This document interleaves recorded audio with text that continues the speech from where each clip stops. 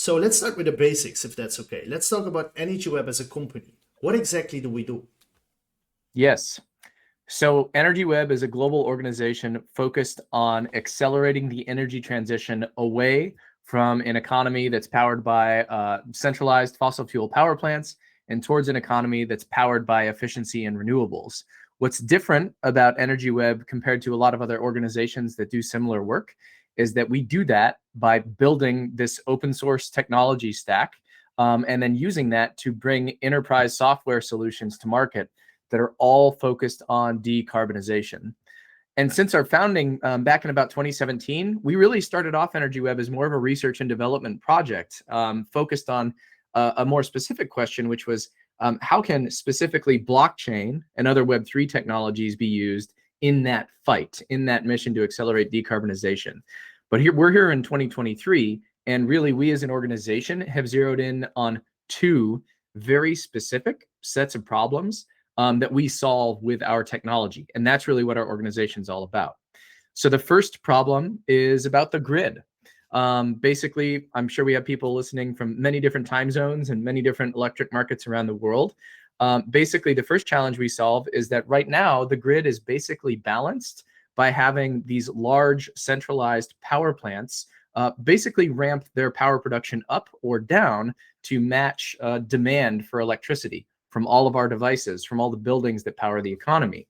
What we're moving to is a world in which instead of using those resources, we can actually use things like electric vehicles, batteries, heat pumps, solar panels, smart inverters, and other devices, network millions, eventually billions of those things together, and use those to balance the grid instead of these large thermal power plants. And in our world, we enable that to happen. We make it possible for some of the world's biggest energy companies to communicate with all of those different devices and for those devices to be able to exchange data with each other in support of that kind of new way of balancing the grid. So that's the first problem we solve as an organization. And then the second one is a little bit different, and it's really focused on supply chains. So if you look at the broad umbrella of climate change and the energy transition, there are a number of new products and commodities that are coming to market that are really key to solving climate change. Some examples that we'll speak about more, I think, today, Daniel, are 24/7 matched renewables. I'll explain that concept in a minute. Things like sustainable aviation fuel, so fuel that powers planes that comes from sources other than oil. Green steel, so steel made from green power. Green hydrogen, hydrogen made from green inputs. All of those different supply chains are new, and they really do not have any uniform standard way of being tracked or traced. So that's the second challenge that we solve, is providing energy companies with tools to track and trace those new commodities. So that's really the what of what we do. Before we talk about tech or anything, that's what we do. Give utilities a different way of communicating with all these devices to balance the grid. And then on the other side, make it easy for market participants to track and trace all of these burgeoning supply chains and products that are key to the energy transition. Awesome. So Jesse, let's flip over to technology. You just described two sets of challenges we solve for enterprise customers, specifically these large energy companies in the Energy Web ecosystem. Can you talk about Energy Web's tech stack, like with a particular focus on exactly how you use different Web3 technologies like blockchain? Yes. Okay, cool. So let's talk about the how. Like, how do we actually do that stuff I just talked about? Yeah. And I think that probably matters more for this crowd. I see we have a number of technology folks online and folks from the Web3 community. So let's go that direction. So our technology stack is this thing called the Energy Web Decentralized Operating System. And this stack is a combination of multiple open source standards, traditional information technologies, and then multiple Web3 technologies and architectures, including blockchain, cryptocurrency, so in our case, the Energy Web token, and this concept we'll speak a little bit more about, self-sovereign digital identity. And in our world, those are all Web3 technologies and concepts. So we've built this stack based on requirements that we've gathered from these different customers over the past 5 years in our ecosystem. And then what we do is we take that stack and we configure it to run different applications around the world for these different customers. You just asked specifically about Web3 and blockchain, so maybe let's focus it in there. sometimes I like to say that we spent the past 5 years experimenting with blockchain and with these different Web3 technologies. And Daniel, I know you've heard me say this before, but I think it's useful for the audience. I really feel like we found 200 ways to not use a blockchain. Yeah. And a couple of ways that actually make really, really good business sense. And it's really 3 ways in particular. So first off, we use blockchains as an anchor for digital identities. So if you look at the use cases I described, in our world, most of those assets, cars, solar panels, wind farms, people, businesses that we work with, they all get a digital identity that is anchored to a blockchain. And that becomes kind of the source of identity and access management for all these different players to access these software solutions. And Jesse, And blockchain, yeah. before you move on, what is a digital identity? Like, could you give some Yes. examples? Yeah, so we don't have a ton of time to go into exactly what a self-sovereign identity is, but basically we use a standard developed by the W3C consortia, which was one of the consortia really behind, frankly, even the TCP/IP protocol on the internet, and they've convened around something called the Decentralized Identifier Standard.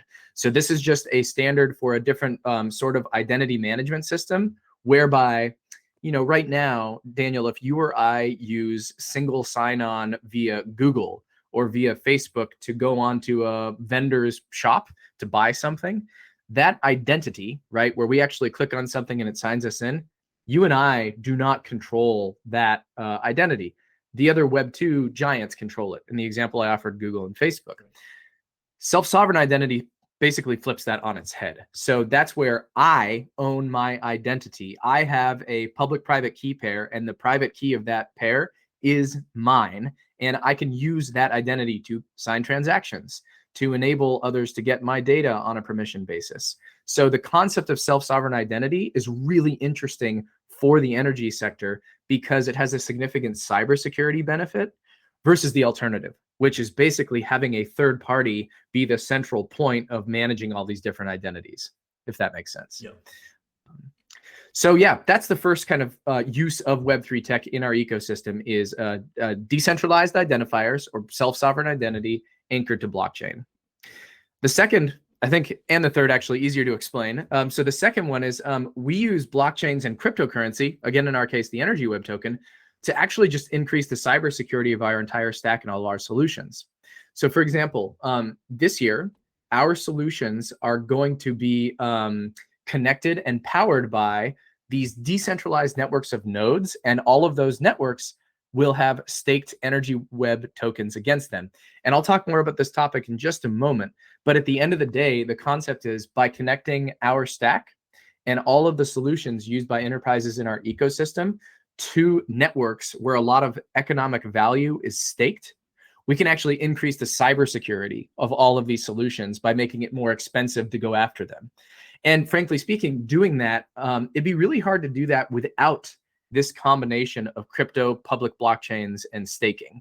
And we'll speak more about that, but that's the second point, is we actually use tokens in combination with public blockchains to boost cybersecurity through staking. So we'll speak more about that.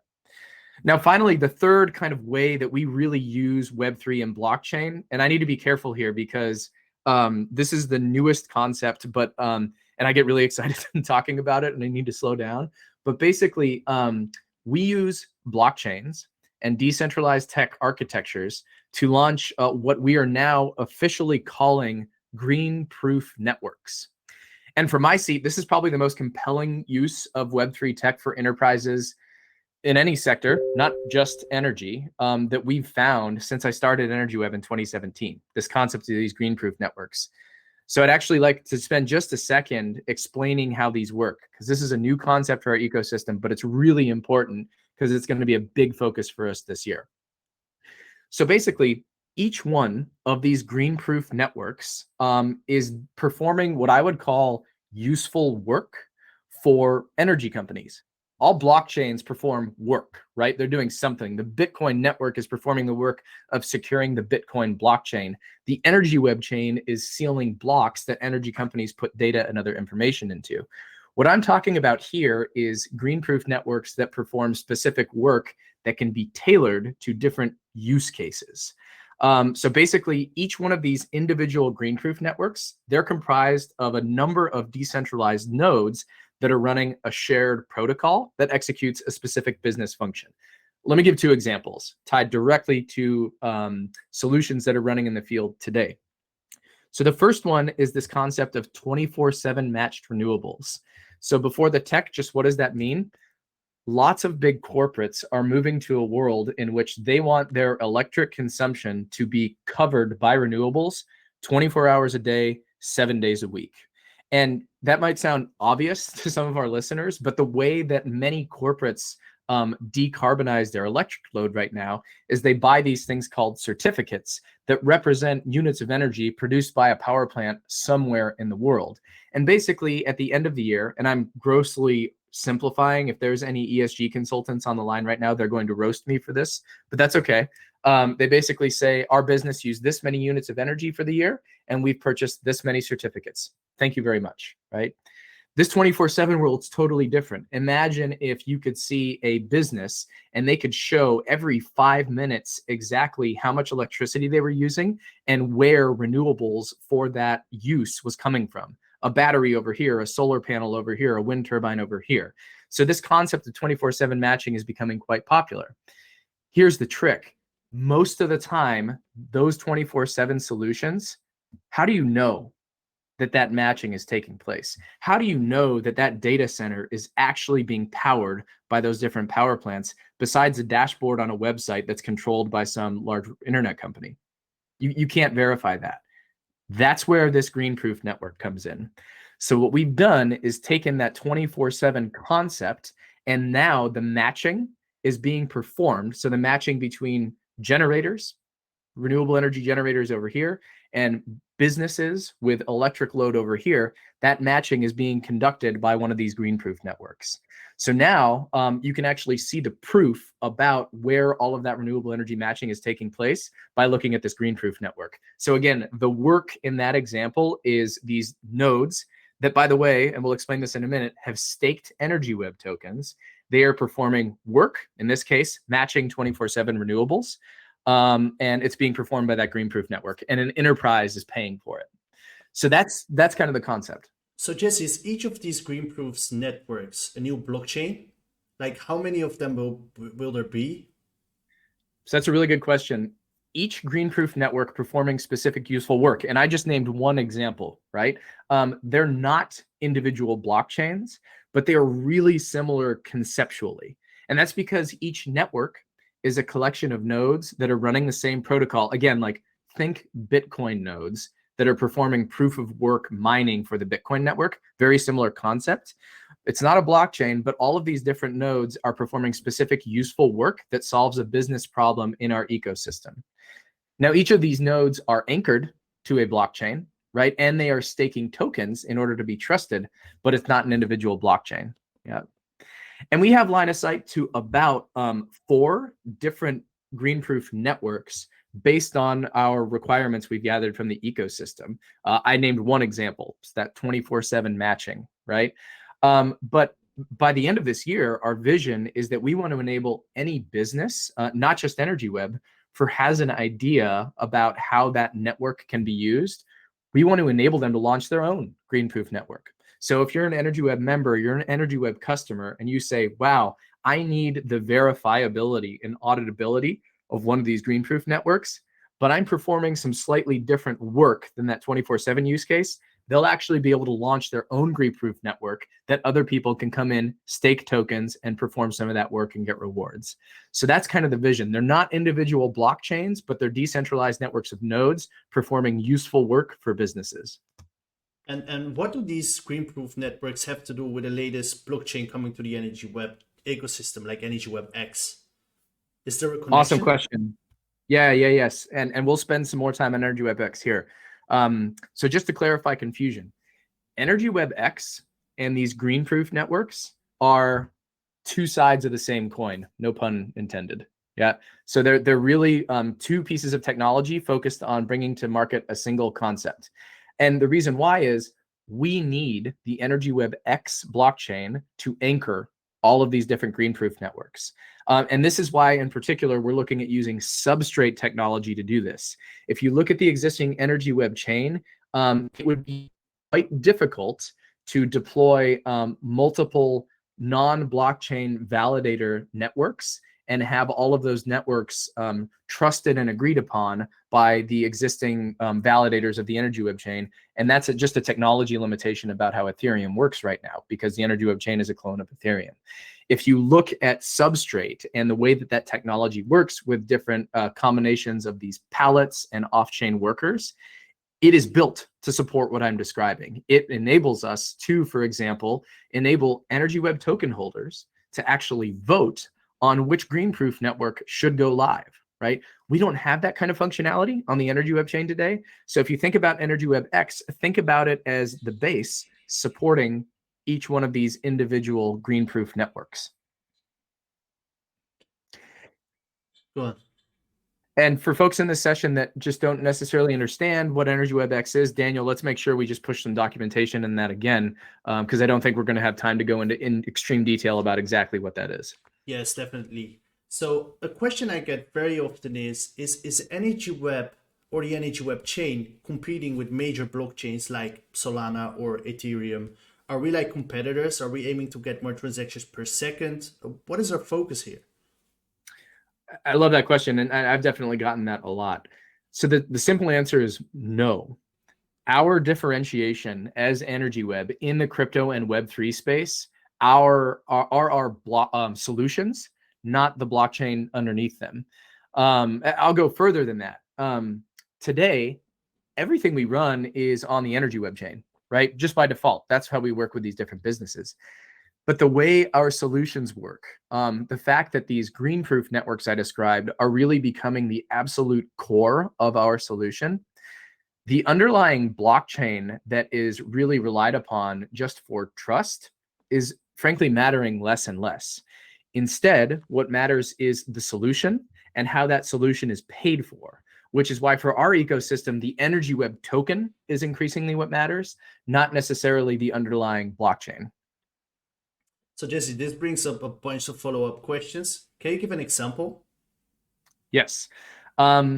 Let's just go really specific. So two of the biggest solutions that we have deployed are in Australia. There's something called Project Symphony and Project Edge.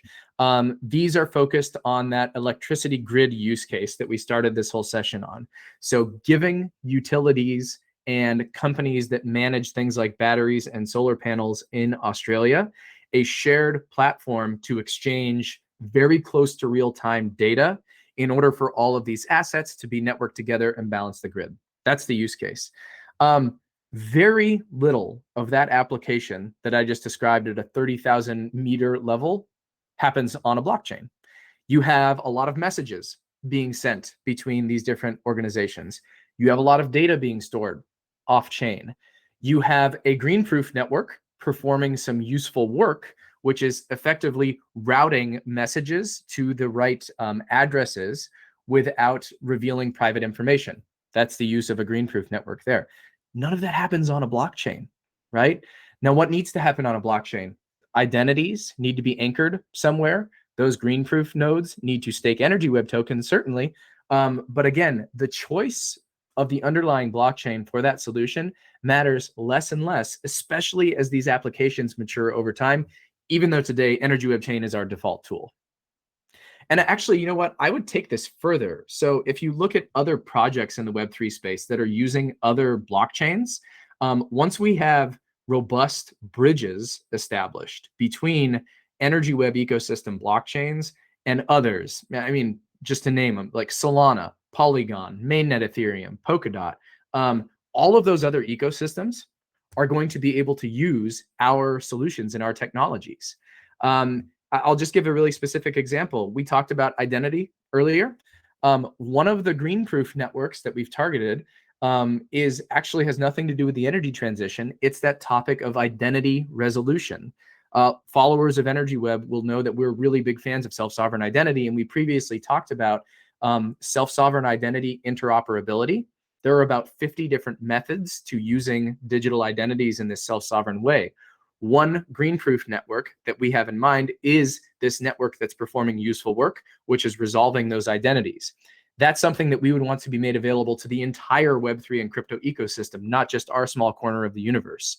So again, all of these solutions that we're bringing to market in the Energy Web ecosystem, they're powered by the Energy Web token, but with those bridges in place, anybody from these other ecosystems can come in and get value out of those services. That's the vision we're trying to move towards. And in order to use these services, they still need to stake the Energy Web token, correct? Totally.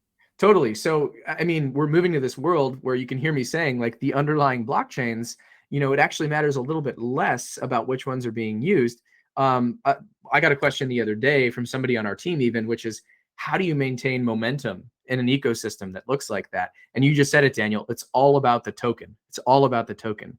So in the examples I described this far, those solutions require one of these greenproof networks. We talked about 24/7 matching. In Australia, those market participants are using a greenproof network, again, to route messages without disclosing private information. Identity resolution is also going to be powered by a greenproof network.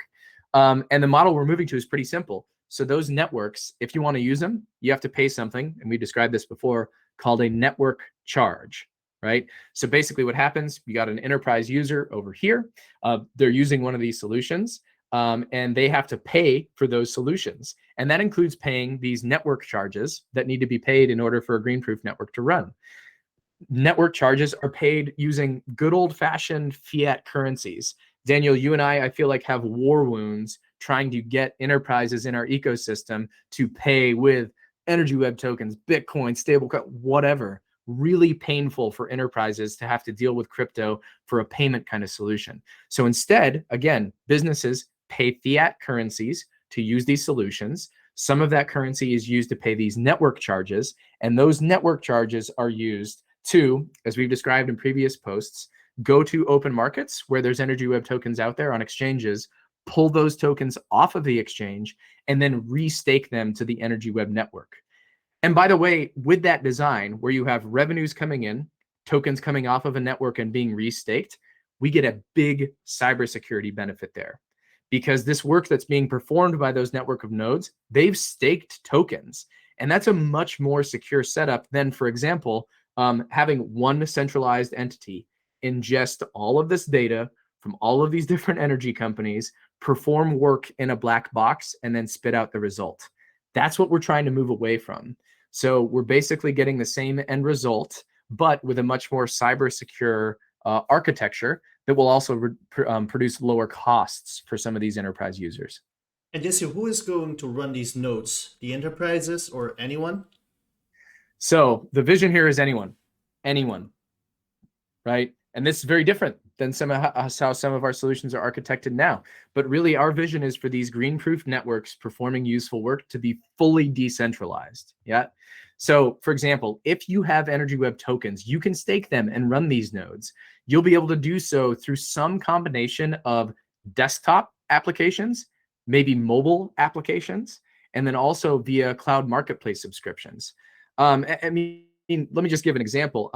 The user experience we're trying to craft here is so that somebody could go to, if we take the web app version, a portal, and you will be able to connect a wallet, you'll be able to stake your tokens, and you will be given the ability to then run one of these greenproof networks. And you'll even be able to pick. So maybe in the user interface, you've got 4 different options. I want to support 24/7 renewable energy matching. I want to support this use case that I described in Australia. You know what? I'm not even interested in sustainability. I want to support this identity resolution piece that is all about Web3 and crypto. So you'll be able to pick which one of those you want to stake against, and then you will start earning rewards for your staking there. And again, the user experience, we're trying to create multiple paths. Web app, mobile app, desktop app, cloud marketplace subscriptions. So that's what it could look like. And by the way, we've already built the hard part of this. I should probably say that. These greenproof networks that are performing the useful work, we have 2 of them running in the field now. So we know it works, and those have real enterprise users.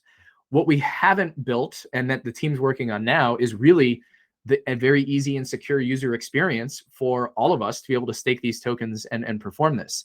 As you might imagine, there's pretty significant security audit that needs to take place in order for all of the staking to take place with all of these different nodes. So the primary piece of work on our end that needs to be done here is that piece that enables people to seamlessly stake against these green proof networks.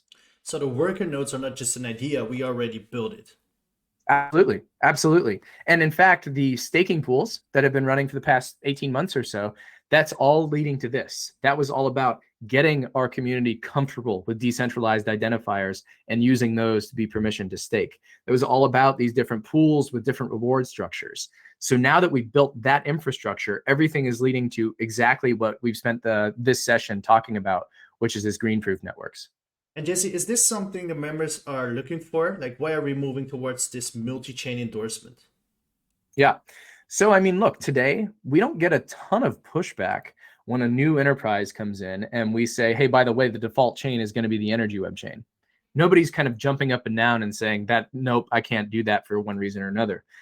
But if I'm looking forward even 1-2 years, in my opinion, as somebody who's been kind of working at the nexus of enterprise and crypto for 5 years, any project or Web3 community that's focused on enterprise adoption and they're not going multi-chain are being very naive.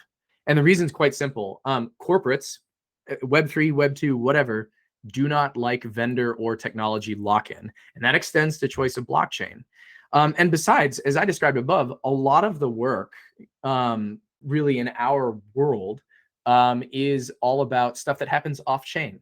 So less and less that under blockchain, how do I say this? We don't want to be in a position forcing a customer to use a specific blockchain. That would be like forcing them to use a specific kind of data storage or a single cloud vendor. It just doesn't make good business sense. And again, for any company that's trying to onboard enterprises to Web3 tech and only designing their solution around a single blockchain, I do not see how that's going to succeed. I don't see how that's going to succeed. So really, this multi-chain approach is looking ahead and trying to focus on maximizing enterprise adoption of our solutions. So one of the comments we are getting right now live in the channel is, so do we need blockchains?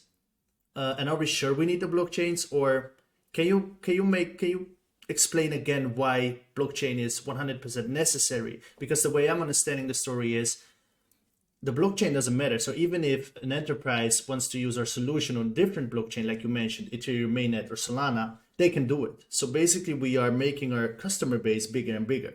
Is that correct? Absolutely. Exactly. And then there's a key differentiation there. I'm saying the selection of public blockchain that is used for some of these functions, anchoring identity in particular, matters less and less. That doesn't mean that blockchain is not useful for that use case. It just means that the selection of that underlying blockchain. And I mean, let's take a really specific example. If I walk in to a new energy company and I'm pitching them as the CEO of Energy Web to stand up one of these two solutions that we talked about, and I can say, hey, we have this default blockchain over here, the Energy Web chain, but you know what? We also can build on any blockchain that's out there. We can anchor identity on any blockchain that's out there. We have these green proof networks that can be used. That's a much better pitch than coming in and saying, hey, got to use the Energy Web chain, have to use this kind of data storage function. It just does it. It really gives us a bigger quiver of arrows when we're approaching enterprise customers. So that's kind of the environment we're trying to create here. Awesome. So you mentioned it earlier, but let's visit it one more time. Can you give us an update on when we are aiming to launch Energy Web X? Is it still for 2023 or has anything changed? Still on track for this year. Absolutely. The delay is all about bringing together Energy Web X and these green proof networks. We have to get this right because this isn't something where we really want to necessarily continue evolving the core concept. These green proof networks, this is the killer app in Web3. The identity piece is really important. Using blockchains in that kind of standard way to create NFTs, other kinds of tokens to represent real world things. Sure, we do that too. It's interesting. We need blockchains to stake tokens. But this concept, using decentralized networks to perform specific work for businesses and work that shouldn't be done in a centralized way, that's the killer application. So we need to make sure we bring this to market right. We're still on track to do that this year, certainly, this pairing of the green proof networks and Energy Web X. So that's what we're focused on. And could you give us an update on the token economics of EnergyWeb Do we already know how many tokens are required to use our solutions and how many of them would be used to buy back EnergyWeb from the open exchange? Yes, great questions. So we're not today ready to announce staking thresholds, specific pricing of those network charges, or even the specific planned amounts that we think will be coming out of the protocol in terms of awards. That's not prepared. But we have revised our thinking on this point in order to drive maximum value to the community. So what I mean is initially our vision was that some of these network charges would actually be converted to something like a stable coin and passed back to validators on this combination of EnergyWebX and the Greenproof networks. But instead, we just don't think that makes sense. All of this network charge revenue is now going to be going back towards EnergyWeb token. So all of these enterprise revenues are focused on pulling EnergyWeb tokens off of exchanges and restaking them to the network. And let me maybe make it really simple, Daniel. You and I were talking about this the other day. In the future, we're talking about, right? If you stake EnergyWeb tokens to run a node on one of these Greenproof networks, the protocol would award you in two ways. So first, there will be some community fund awards, just like we have right now. So a basic award coming from these pools to incentivize and bootstrap these different Greenproof networks. Second, over time, enterprise revenues are coming in to pay those network charges. And that's where that additional revenue, again, from a staker perspective, comes from, with EWT coming off of exchanges and back to you as a staker. So that's the way to think about where revenue is going to come from in these two things. One looks and feels like an inflationary award because it's coming from the community fund. But the other, and that's what we think the real growth opportunity is over the medium to long term, is enterprise revenues coming into these Greenproof networks. So 100% will go back to the stakers. That's basically what Yes. you said, right? Yes. Yes. And will the EnergyWebX be like user proof of stake consensus? Like, who are the validators? How can validators interact with the chain and solutions? And are they also required to stake EnergyWeb tokens? EnergyWebX, indeed. Proof of stake blockchain where validators will need to stake EWT to become a part of the network. Our vision, speaking from the foundation side, although this is going to be a community discussion, and indeed it's not even our decision, this is something that we need community input on, and the proof of authority validators on the existing EnergyWeb chain. The vision here is maximal decentralization in order to increase the security of all solutions using a Greenproof network, right? I think the question to be sorted out, and it's more of a token economic question, is if you have staked EnergyWebX validators, and you also have all these Greenproof validators out there in different networks, where should the awards be going, right? So the distribution of awards across all these different validators, that's the big thing that needs to be thought through, and that's what our team's coming up with proposals on as we speak. So right now, I know you just mentioned it, but right now the EnergyWeb Community Fund is kind of bootstrapping the staking rewards, which eventually increases the supply of tokens. Yep. With this model you just described, we would have less or maybe no inflation in the long run, as the rewards will come from these real enterprises. Is that correct? Yeah, I mean, let's break it apart just for a second, because I think you're onto something really interesting, and I haven't seen this in Web3 yet, and so we're trying to pull it off. Inflationary awards, in our case, the community fund, they have continued to play a key role in getting this vision off the ground. And I think the community understands this, but just to reiterate, if we can bring these Greenproof networks live and use inflationary awards to bring them live and make it available almost free for these enterprises to use, that's our go-to-market, right? It's almost a freemium model. But indeed, as you said, Daniel, over time, if enough enterprise users are paying network charges for the work that's performed by these networks, you don't need inflationary awards anymore, because you actually have enterprises paying revenue into this thing as an incentive for stakers to run these nodes. So that's definitely what we're trying to move towards.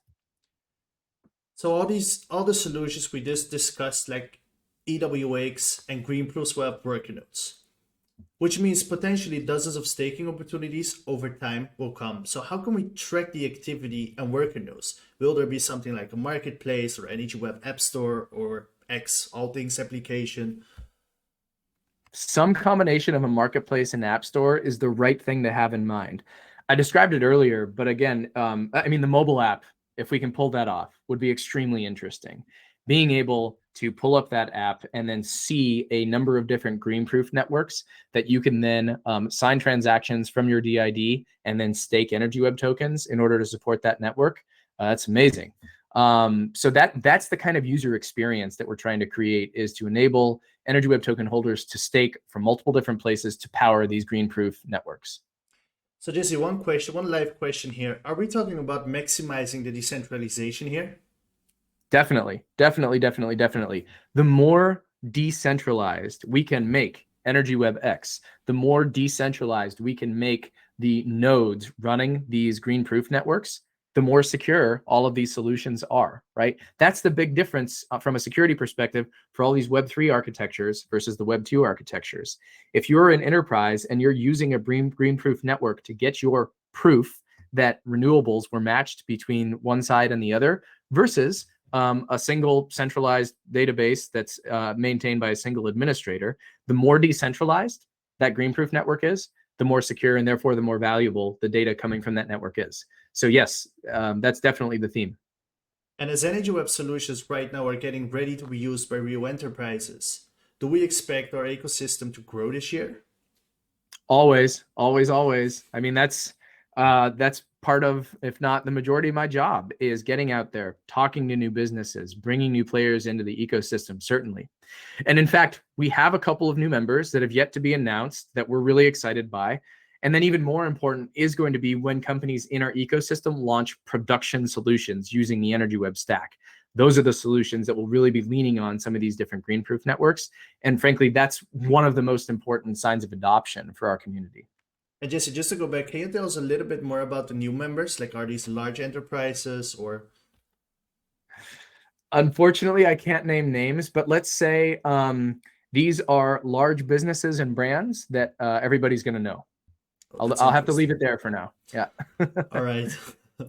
Let's talk about Energy Web's board members. So recently we have seen that John Crates is the new CEO for RMI, which is very exciting.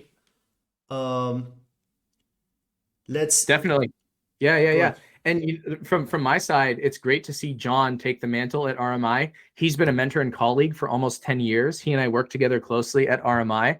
And just in general, RMI has been a great partner for some of the go-to-market for some of these solutions. And I mean, on the board, we do have some movement happening. And on this, I can't announce anything quite yet. But we do have line of sight to some new candidates for the Foundation Council that I think are going to bring major value into our ecosystem. So we'll make sure we keep the community appraised when everything is confirmed. But in myself and with John, we are looking at bringing some new talent into the Foundation Council, which I think is coming at a great moment for the ecosystem. Awesome. So let's go to the most asked question, I think, of the past decade.